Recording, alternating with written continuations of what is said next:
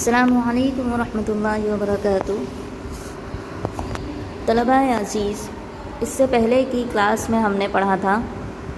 محمد doctor Iqbal کی ایک نظم ایک آرزو۔ اس سے پہلے ایک مختصر سا دیکھ لیتے ہیں ہم نے جو بھی پڑھا تھا کہ 1877 میں ان کی پیدائش ہوئی اور 1938 میں ان کا انتقال ہوا۔ کیونکہ غزل لمبی ہے اس لیے اگر ہم ان کا تعارف پھر سے پڑھنے جائیں گے جو کہ ہم نے پڑھ لیا ہے تو زیادہ دیر ہو جائے گی۔ تو چلیے اب غزل کی طرف نظم کی طرف چلتے ہیں۔ دنیا کی محفلوں سے اکتا گیا ہوں یارب، کیا لطف انجمن کا جب دل ہی بجھ گیا ہو۔ دنیا کی محفلوں سے اکتا گیا ہوں یارب، کیا لطف انجمن کا جب دل ہی بجھ گیا ہو۔ تو پہلے شعر میں شاعر کہہ رہے ہیں یا رب یا اللہ، دنیا کی جو محفلیں ہیں جو مجلس ہیں اس سے میں بہت اکتا گیا ہوں۔ میں بہت زیادہ ان دنیا کی جو شور شرابے ہیں جو محفلیں ہیں ان سے بہت اکتا گیا ہوں، اور انجمن کا مزہ ہی کیا، ان محفلوں کا مزہ ہی کیا جب میرا دل ہی بجھ گیا ہے، جب دل ہی نہیں چاہتا، دل ہی اٹھ گیا تو پھر ایسی محفلوں کا کیا فائدہ۔ شورش سے بھاگتا ہوں دل ڈھونڈتا ہے میرا، ایسا سکوت جس پر تقریر بھی فدا ہو۔ پھر شاعر کا شورش یعنی شور، ہنگامہ، شور شرابہ، تو بول رہے ہیں کہ میں کسی ایسی جگہ جانا چاہتا ہوں، شورش سے بھاگتا ہوں، شور شرابے سے بھاگ رہا ہوں، اور میرا دل ایسی خاموشی ڈھونڈ رہا ہے جس میں کوئی شور شرابہ نہ ہو، جس میں صرف خاموشی ہو، تنہائی ہو اور اس میں راحت ہو، ایسی جگہ کا میرا دل خواہش مند ہے۔ مرتا ہوں خاموشی پر یہ آرزو ہے میری، دامن میں کوہ کے ایک چھوٹا سا جھوپڑا ہو۔ خاموشی پر میں مرتا ہوں، میں خاموشی پر مرتا ہوں، مجھے یہ شور شرابہ نہیں چاہیے۔ دامن میں کوہ یعنی پہاڑ، پہاڑ کے دامن میں میری یہ آرزو ہے کہ پہاڑ کے دامن میں میرا ایک چھوٹا سا جھوپڑا ہو، میری یہی آرزو ہے۔ مجھے دنیا کی محفلیں نہیں چاہیے، شور شرابہ نہیں چاہیے۔ آزاد فکر سے ہوں عزلت میں دن گزاروں، دنیا کے غم کا دل سے کانٹا نکل گیا ہو۔ عزلت کہیں گے تنہائی، تو بول رہے ہیں کہ فکر سے بالکل آزاد ہو جاؤں میں، میری یہ آرزو ہے، فکر سے آزاد ہو جاؤں اور تنہائی میں دن گزاروں، اور میرے دل سے دنیا کا جو غم ہے گویا کہ وہ ایک کانٹے کی طرح نکل جائے۔ کانٹے کو کیسا نکال لیتے ہیں آسانی سے، گویا کہ ویسا میرے دل میں جو غم ہے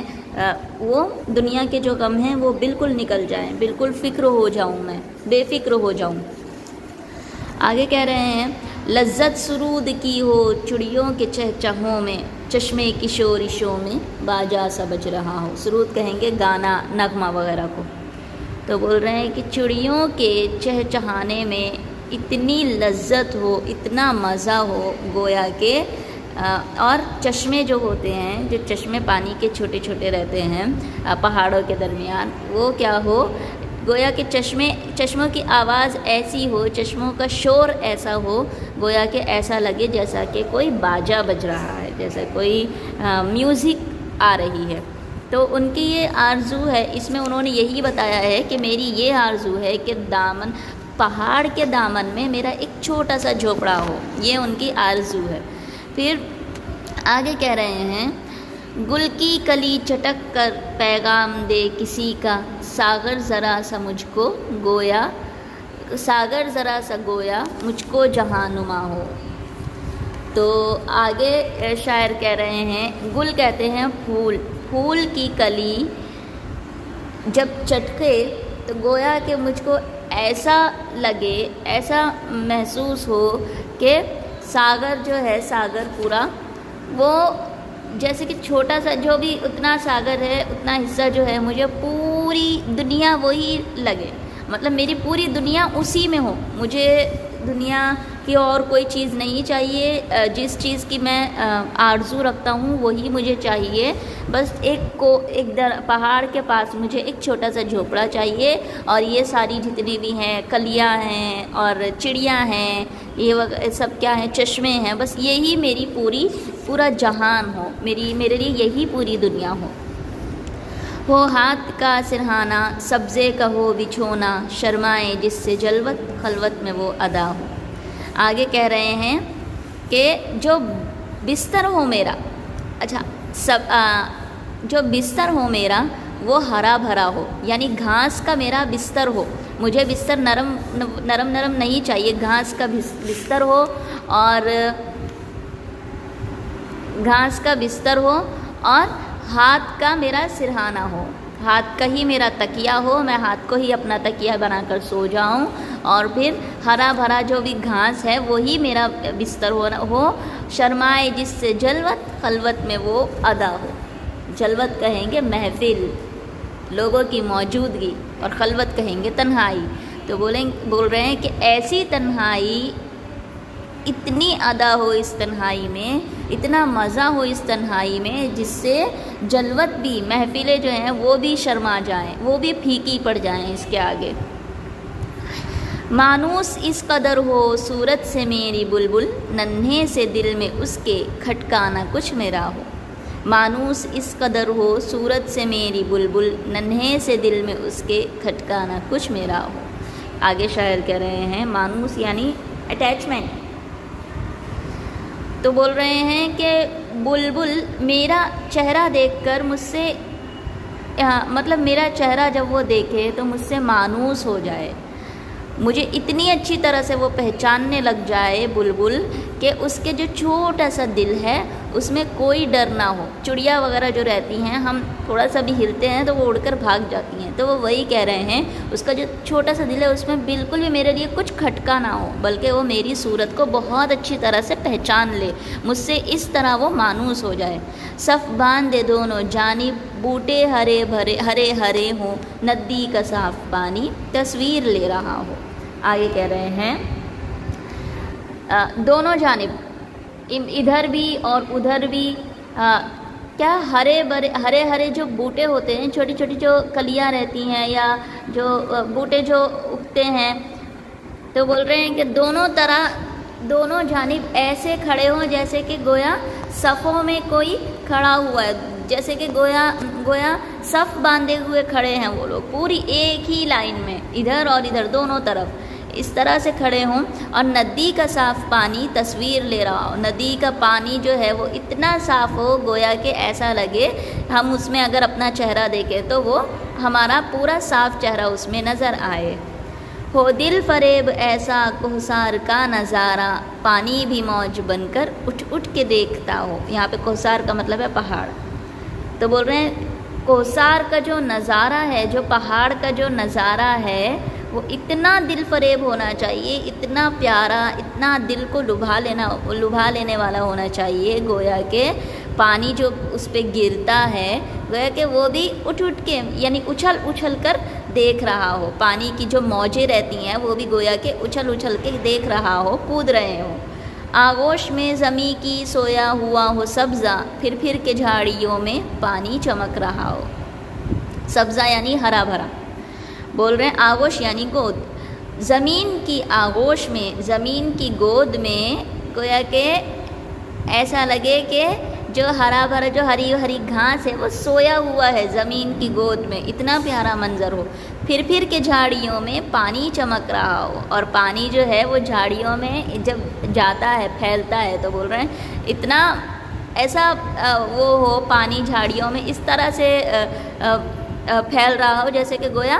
ایک دم صاف پانی، جیسے کہ دور سے ہی چمک رہا ہے، گویا کہ جھاڑیاں اور پانی کھیل رہے ہیں۔ پانی کو چھو رہی ہو جھک کے گل کی ٹہنی، جیسے حسین کوئی آئینہ دیکھتا ہو۔ دیکھیں وہ اللہ تعالیٰ کی قدرت کو کتنی اچھی طرح سے بتا رہے ہیں یہاں پر کہ پانی کو چھو رہی ہو جھک کے گل کی ٹہنی، پانی جب اس پہ پڑتا ہے تو جو گل یعنی پھول، تو گل ٹہنیوں، گل جو ہے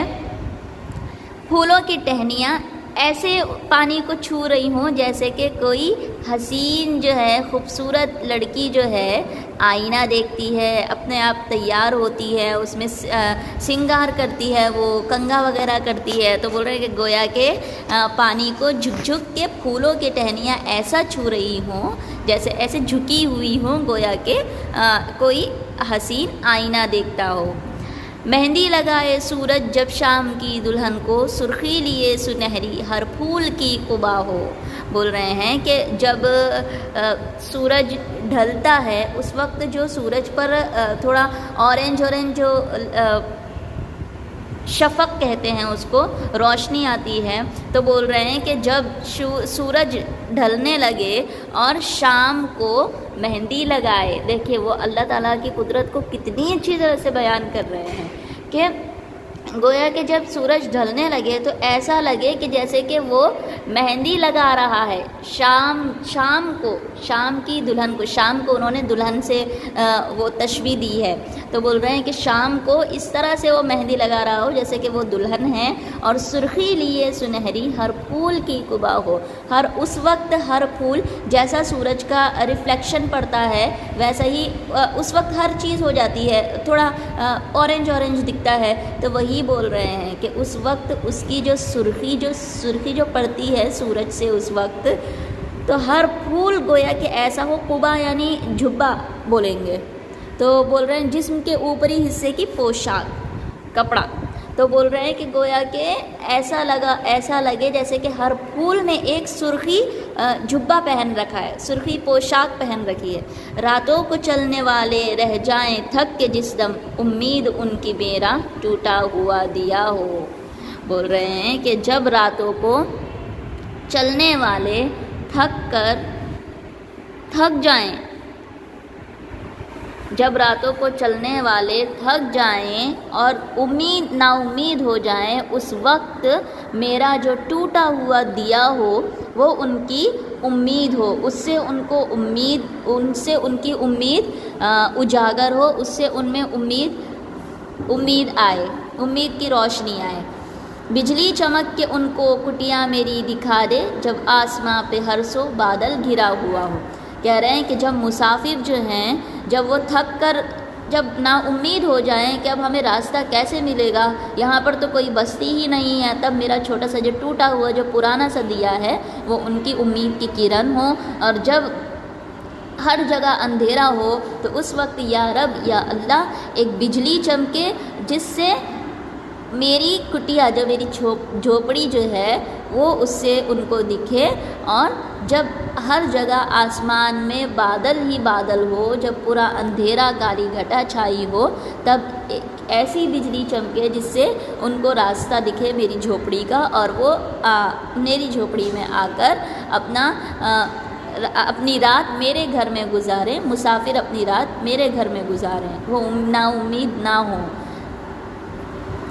پچھلے پہر کی کوئل وہ صبح کی مؤذن، میں اس کا ہم نوا ہوں، وہ میری ہم نوا ہو۔ یہاں پر کہہ رہے ہیں کہ پچھلے پہر جو صبح کی جو آواز ہوتی ہے، تو اس صبح کا جو وقت ہوتا ہے بالکل صبح، تو کہہ رہے ہیں کہ اس وقت جب کوئل چہچہائے، کوئل کی جو آواز ہو وہ کیسی ہو، مؤذن کی طرح ہو، ایک اذان دینے والے کی طرح ہو۔ تو پچھلے پہر کی کوئل وہ کیا ہو، میرے لیے ایک مؤذن ہو، نماز کے لیے جگانے والی ہو، میں اس کا ہم نوا ہوں، وہ میری ہم نوا ہو۔ میں ہم نوا یعنی ہم آواز، میں اس کی ہم آواز ہوں، یعنی وہ میری آواز کو سمجھے، میں اس کی آواز کو سمجھوں۔ میں کوئل کی آواز جو صبح صبح ہوتی ہے اسی کو اذان سمجھ کر اٹھوں اور اللہ تعالیٰ کی عبادت کروں۔ کانوں پہ ہو نہ میرے دیر و حرم کا احسان، روزنی جھوپڑی کا مجھ کو سحر نما ہو۔ یہاں کہہ رہے ہیں دیر و حرم یعنی مسجد مندر، کہہ رہے ہیں کہ کانوں پہ ہو نہ میرے دیر و حرم کا احسان، مجھے مندر اور مسجد کا احسان نہیں چاہیے، میرا مؤذن ہو، میری کوئل میری مؤذن ہو، اور میرا ہی جو جھوپڑی ہو تو وہی کیا ہو، میرے لیے مسجد ہو، وہیں پر میں اللہ کی عبادت کروں گا۔ وہی میری مسجد ہو، وہی میرا گھر ہو، اور مجھے مسجد اور مندر کا بالکل بھی احسان نہیں چاہیے، بلکہ اس جھوپڑی کے، میری جو جھوپڑی ہے اس میں جو سوراخ ہے اس کے اندر آتی ہوئی روشنی ہی مجھے صبح کی اطلاع دے۔ پھولوں کو آئے جس دم شبنم وضو کرانے، رونا میرا وضو ہو، نالا میری دعا ہو۔ بول رہے ہیں کہ جب شبنم گرتی ہے پھولوں پر تو وہ اتنی اچھی طرح سے وہ بیان کر رہے ہیں، کہہ رہے ہیں کہ جب شبنم پھولوں کو وضو کرانے کے لیے آئے، جب ان پر گرے، جب ان کو وضو کرانے کے لیے آئے تو میرا رونا ہی میرا وضو ہو، اور میرا رونا میرا وضو ہو، اور نالا یعنی فریاد کو کہتے ہیں، رونے کی آواز، اور جو میرا رونے کی آواز ہے، فریاد ہے، جو اللہ تعالیٰ سے میں روتا ہوں، وہی میری دعا ہو۔ اس خاموشی میں جائیں اتنے بلند نالے، تاروں کے قافلے کو میری صدا درا ہو۔ کہہ رہے ہیں کہ یہ جو خاموشی ہے، جو ہر طرف خاموشی چھائی ہوئی ہوگی، اس میں اتنے بلند رونے کی آوازیں، میں جو اللہ تعالیٰ سے جو میرا رونا ہوگا تو وہ اتنا بلند ہونا چاہیے کہ تاروں کے قافلوں کو میری صدا دراؤ۔ درا یعنی قافلے، جب کوئی قافلہ ہوتا ہے اس کو جب روانہ کرتے ہیں، اس کو جب کہتے ہیں کہ ہاں اب چلنا چاہیے ہم کو، تو کیا آواز تو پہلے بولتے نہیں تھے، آواز سے تو کیا ہوتا تھا، ان کے پاس ایک گھنٹا وغیرہ ہوتا تھا، تو اس کو جب وہ بجاتے تھے اس کا مطلب اب ہمارے چلنے کا ٹائم ہو گیا ہے، تو اسے کہتے ہیں درا۔ تو بول رہے ہیں کہ تاروں کے قافلے کو میری صدا درا ہو، گویا کہ تارے جو ہیں وہاں تک میری آواز جائے، وہاں تک ان کو پتہ چلے کہ ہاں کوئی رو رہا ہے، کوئی اللہ کا بندہ رو رہا ہے، اللہ سے فریاد کر رہا ہے۔ تو بول رہے ہیں اتنی خاموشی میں صرف میرے رونے کی ہی آوازیں بلند ہوں، اور تاروں کے قافلوں تک میری صدا جائے۔ ہر درد مند دل کو رونا میرا رلا دے، بے ہوش جو پڑے ہیں شاید انہیں جگا دے۔ بول رہے ہیں کہ ہر ایسا درد مند، ہر وہ دل جس کے اندر درد ہوگا، وہ میں جو رو رہا ہوں، اتنی جو میری آرزو ہے، اس میں جو میں رو رہا ہوں، ہر درد مند دل میرا مجھے دیکھنے والا، میرے نالے کو سننے والا روئے گا۔ وہ بے ہوش جو پڑے ہیں شاید انہیں جگا دے، جو بے ہوش ہیں، جن کے دل مردہ ہو گئے ہیں، شاید ان کے دل کو زندہ کر دے میرا رونا، شاید ان کو کچھ احساس ہو، شاید وہ جگ جائیں۔ تو یہ تھا ہمارا آج کا نظم۔ آج کی نظم بہت ہی اچھی تھی، مجھے بہت ہی پسند ہے، آپ لوگوں کو بھی اچھی لگی ہوگی، تو تھوڑا تھوڑا کر کے ہم اس کو یاد کریں گے۔ ٹھیک ہے، آج کے لیے اتنا ہی۔ السلام علیکم ورحمۃ اللہ وبرکاتہ۔